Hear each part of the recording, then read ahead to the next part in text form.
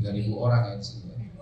Oh, hasil dari panitia dari Podomoro University dan DDA Jakbar. Tepuk tangan dulu dong.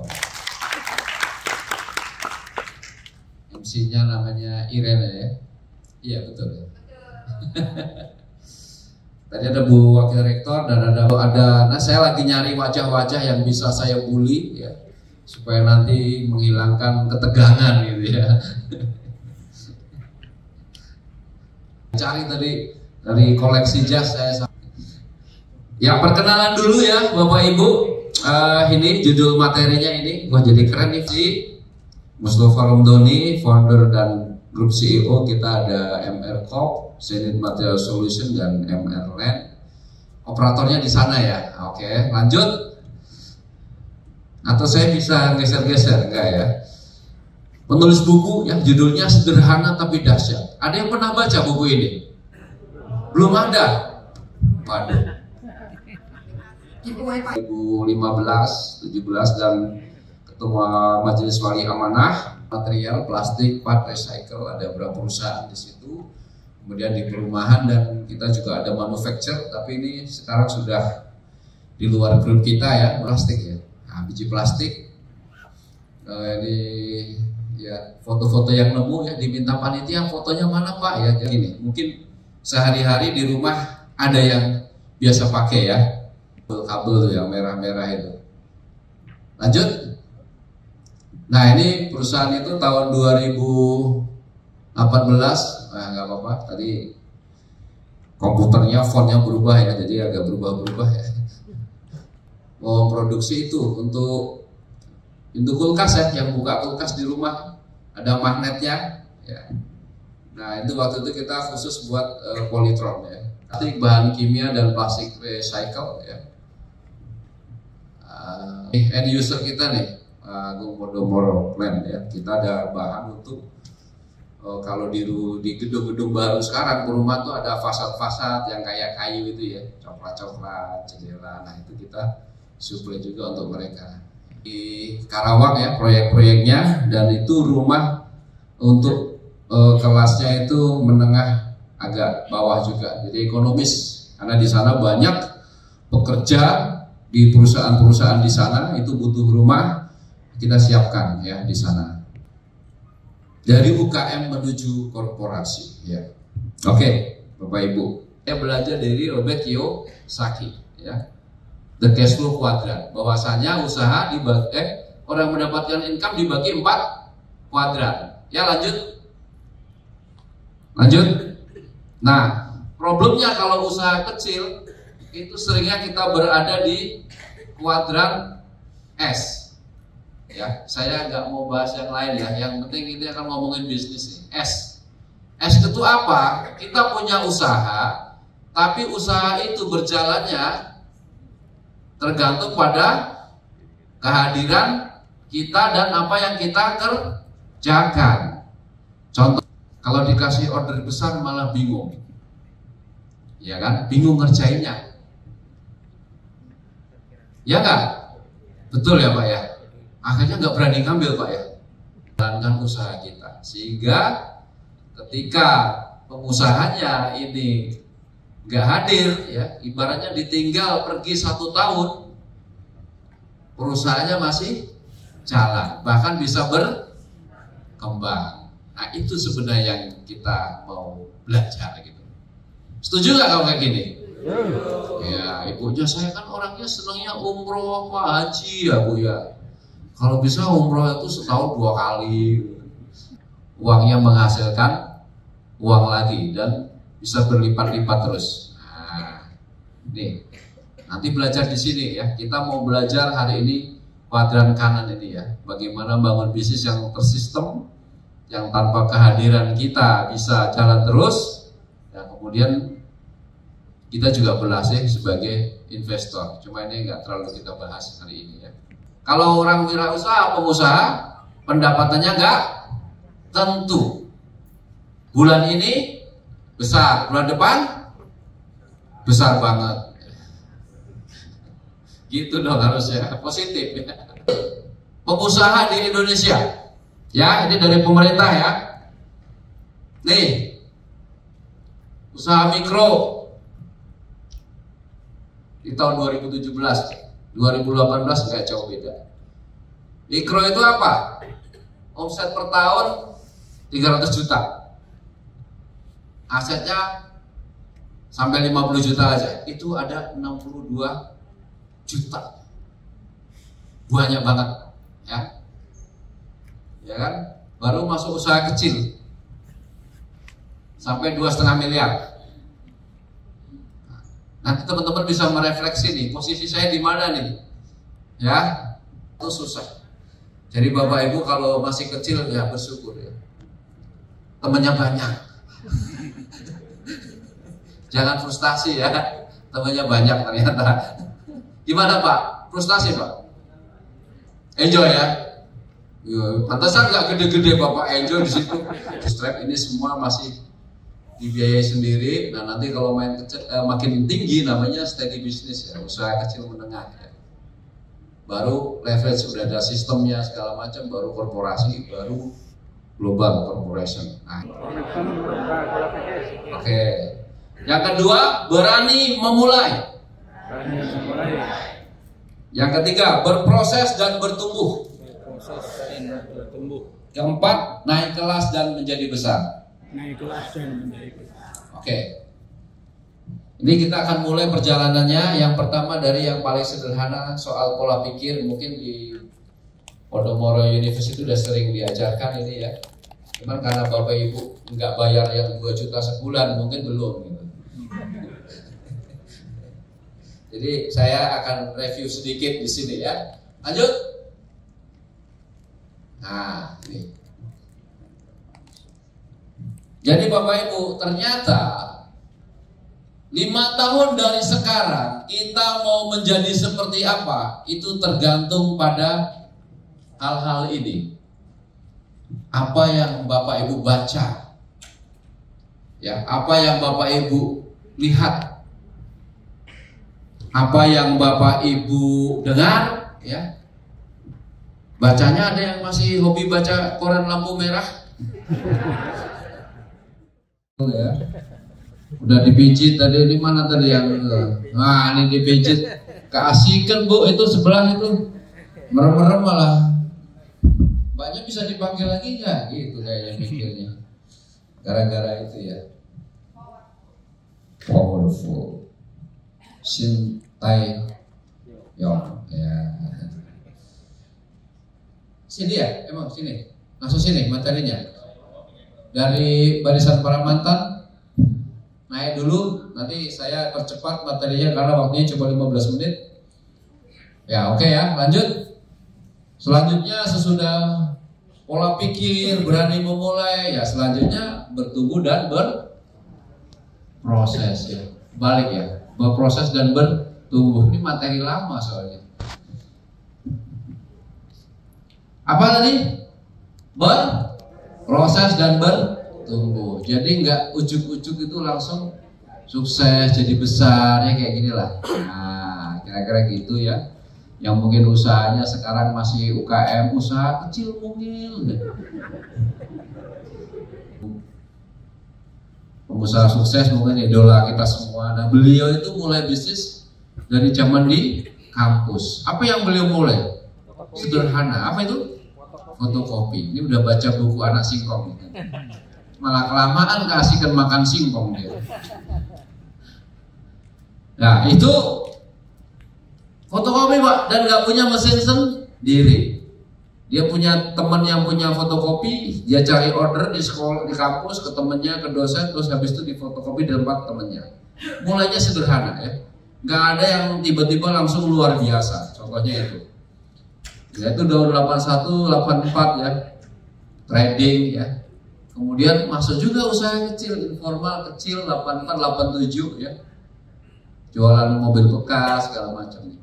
Kan karyawan masih segini, kemudian masuk skala medium, beliau sih udah lumayan besar ini ya, 100 sampai 500. Kalau koran pemerintah kan tadi medium masih di bawah 50 M ya, 2,5 sampai 50. Kemudian 96 baru begitu aja terus. Ini kelamaan nih saya cerita apa ini ya.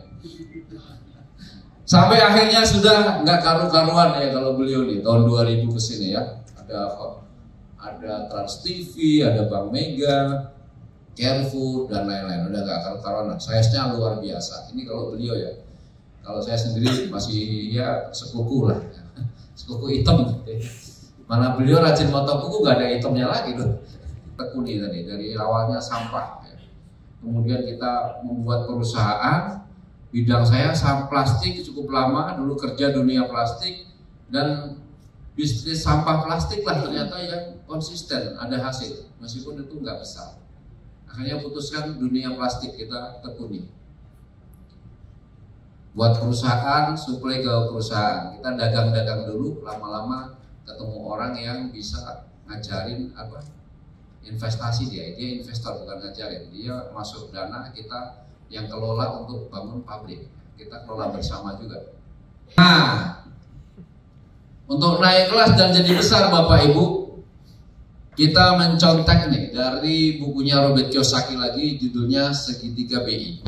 Ini yang saya pakai juga waktu itu menjadi presiden TDA untuk acuan bikin program di TDA.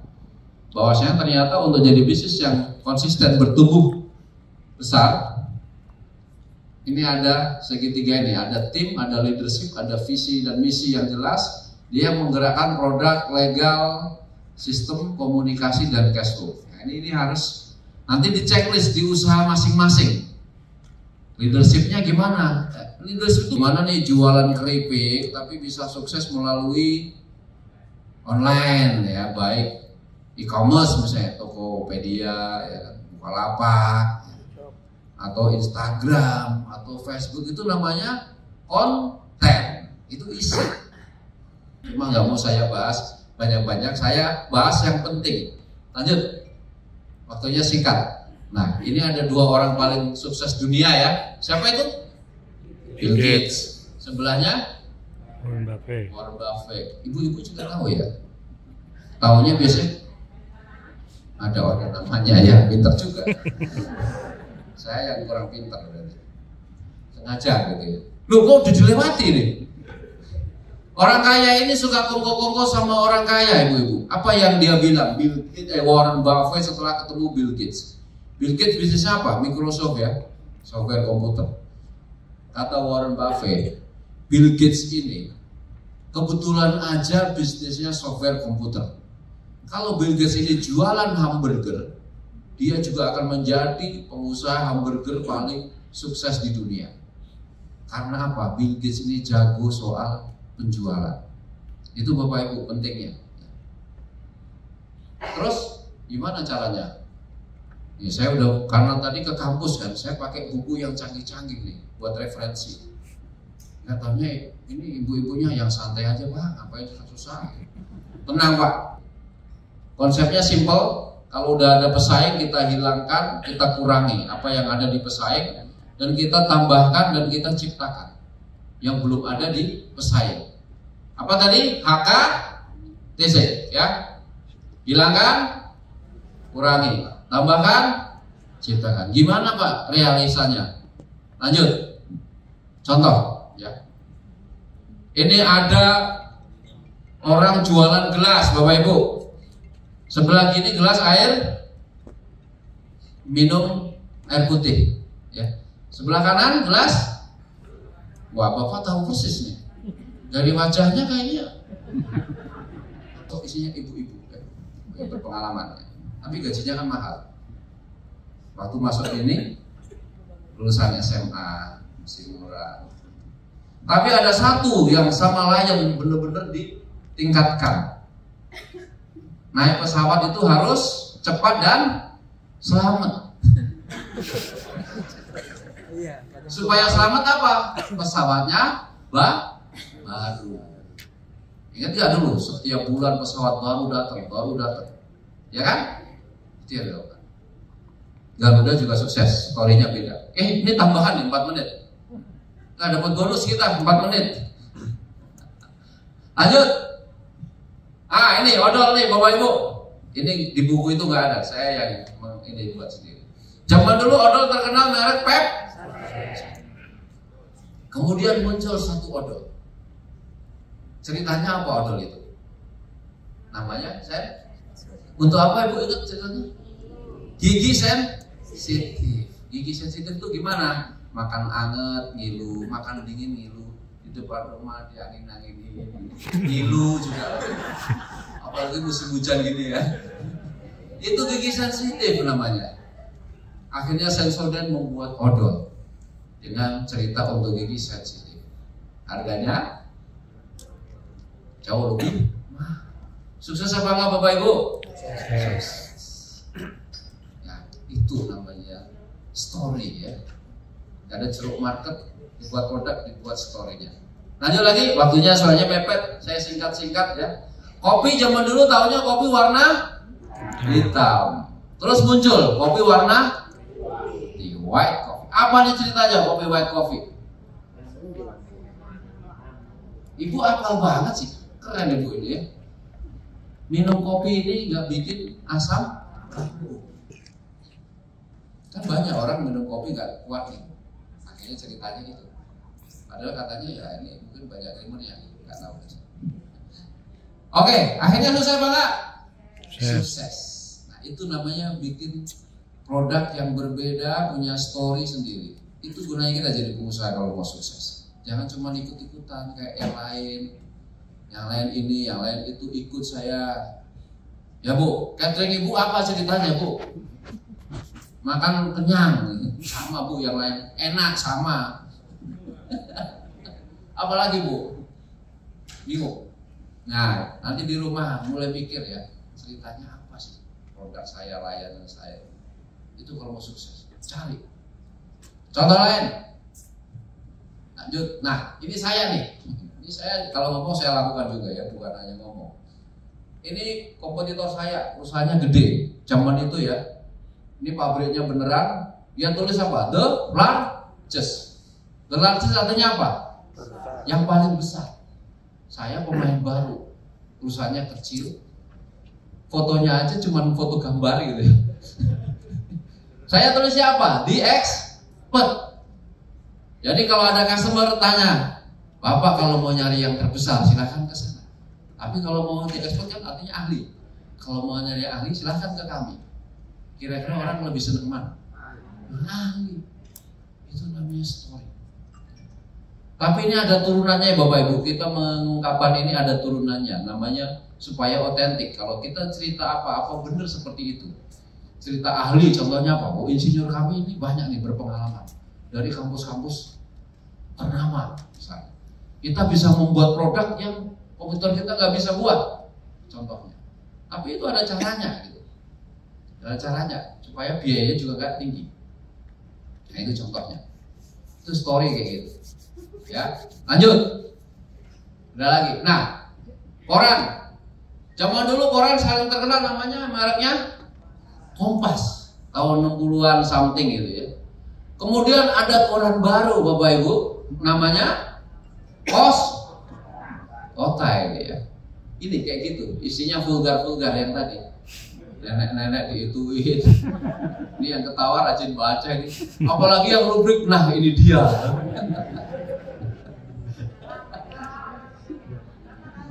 Nah Bapak Ibu, waktu peluncurannya koran ini peminatnya banyak, tapi banyak orang komplain. Komplainnya apa? Ini ngapain koran nggak mutu ini? Isinya belak-belakan. Bukan apa mendidik orang juga. Dikomplain Pak yang bikin koran ini. Tahu nggak siapa yang bikin koran ini waktu itu? Harmoko. Ya Ibu tahu Pak Harmoko ya. Tahu nggak jawaban Pak Harmoko apa waktu itu ke orang-orang yang komplain? Kalau kalian bukan kalangan menengah bawah, jangan baca koran ini.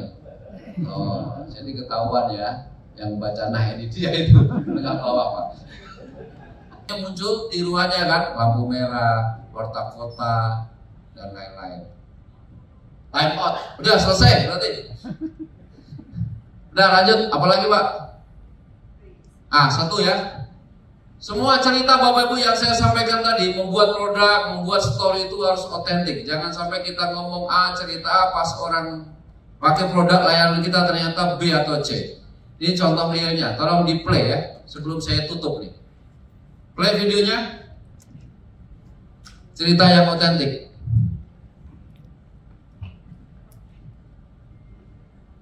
Suaranya?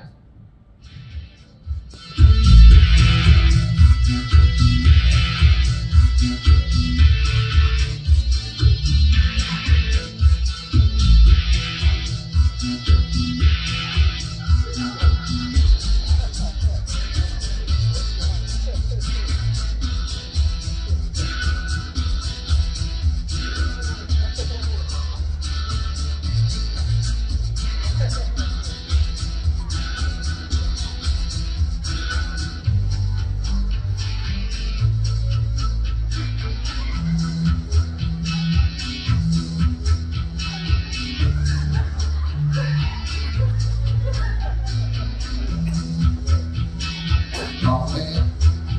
Jadi orang sudah semangat, ngiler-ngiler, datangnya cowok juga. Jadi jangan sampai kita udah bikin produk story bagus, udah kita sebar kemana-mana, begitu orang coba produk dan layanan kita itu gak sesuai dengan apa yang kita ceritakan, itu akan ditinggal pelanggan, gak akan sukses. Kira-kira itu ya. Jadi harus dibuktikan, otentik. Lanjut. Kayaknya kita singkat aja, udah. Ini soal keuangan, cara ngaturnya segala kita lewati ya. Habis. Lanjut. Nah, lanjut. Ya, penutup berarti ya.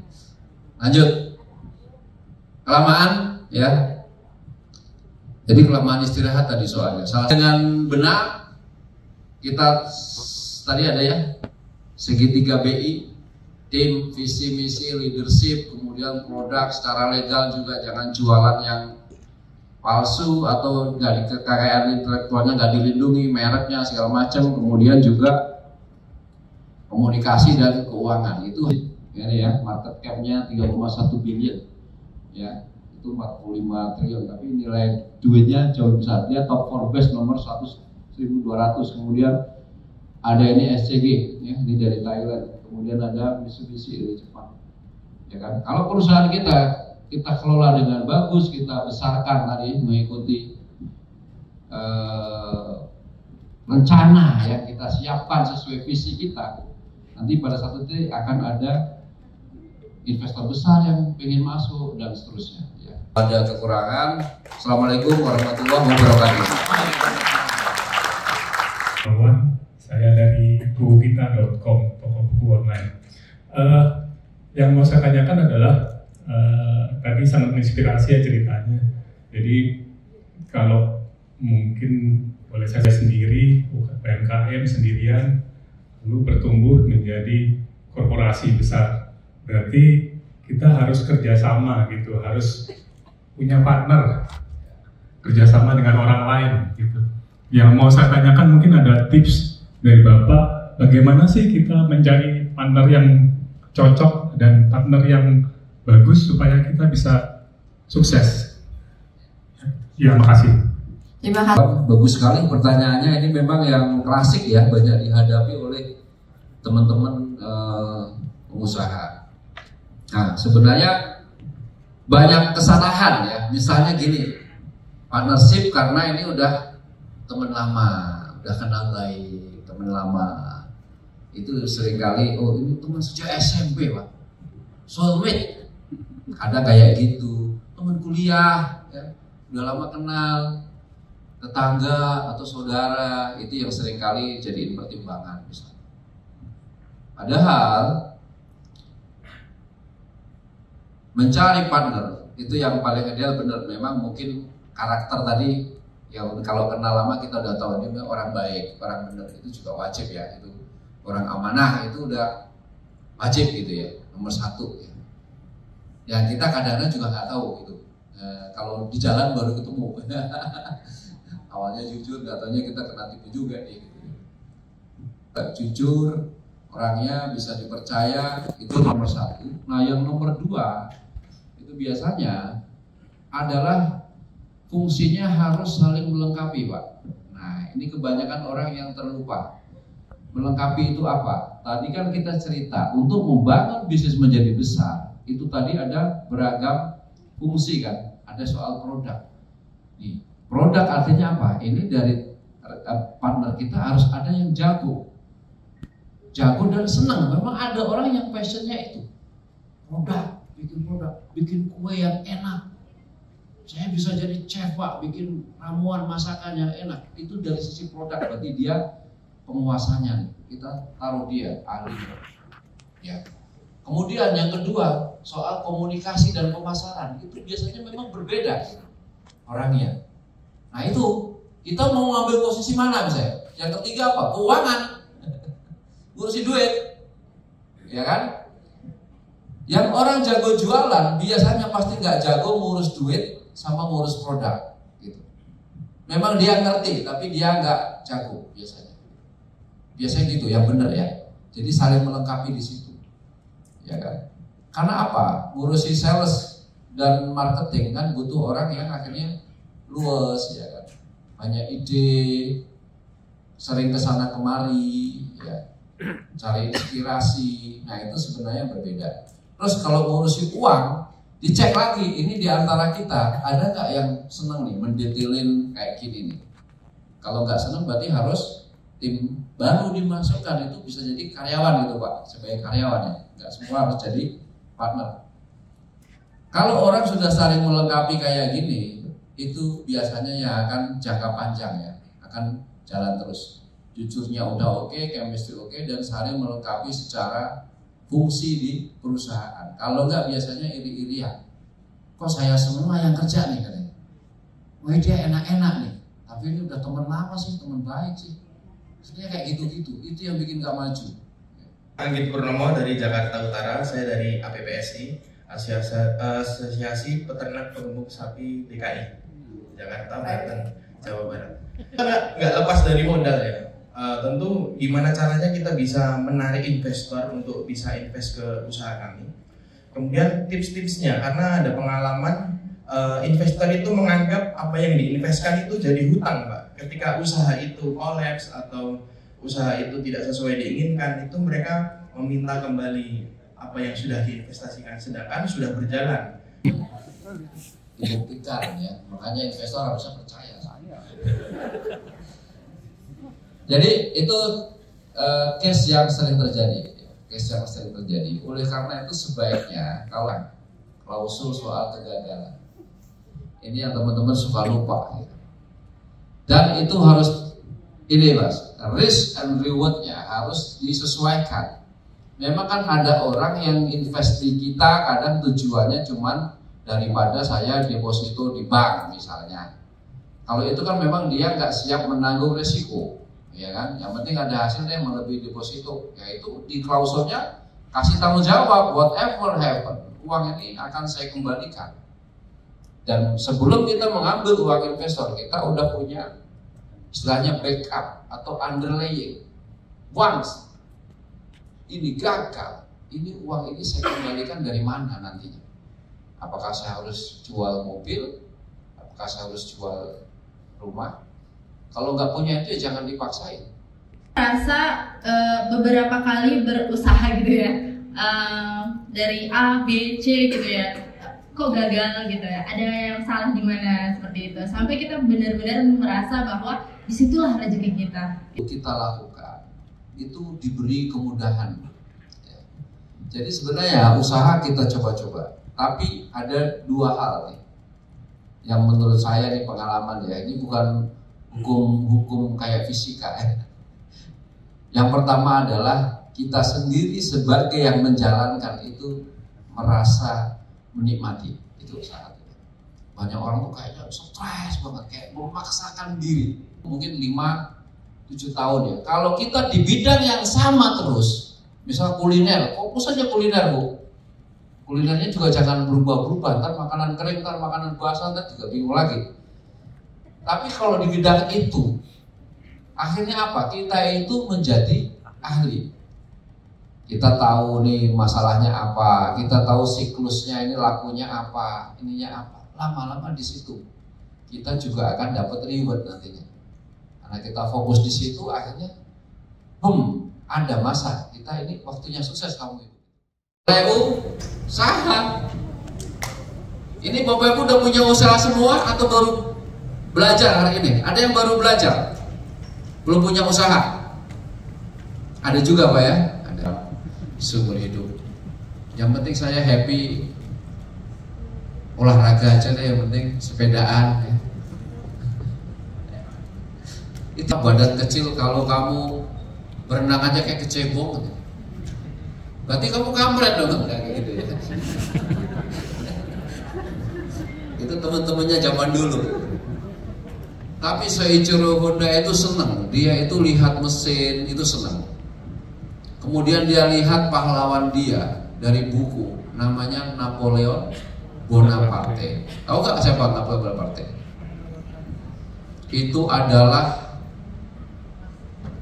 tokoh besar ya di Eropa, penakluk Eropa. Naiknya kuda, badannya mungil. Kata Honda apa? Saya ingin menjadi penakluk dunia seperti Napoleon, tapi di bidang permesinan. Itu dari kecil dia kayak gitu. Akhirnya Pak, dia bela-bela ini kalau belajar mesin kemana ya? Dia kerja di bengkel, masih muda. Sama orang bengkel ditolak. Kamu mah belum waktunya lah kerja di bengkel. Kamu jadi pengasuh anak saya aja deh.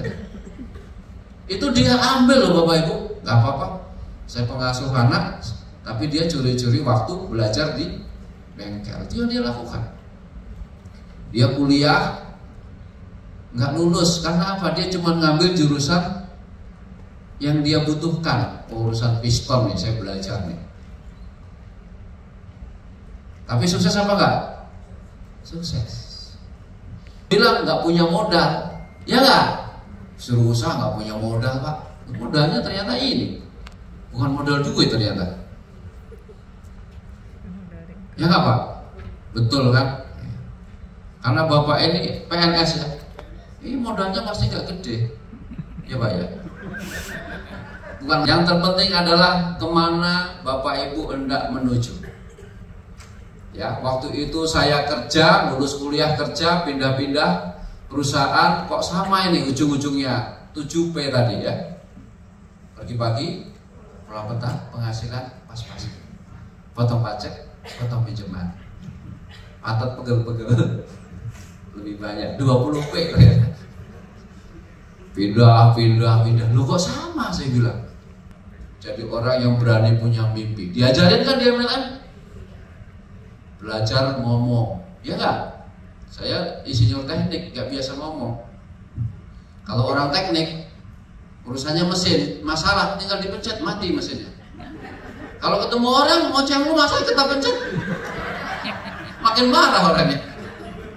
Bapak ngomong lu tak pencet gitu. MLM gagal.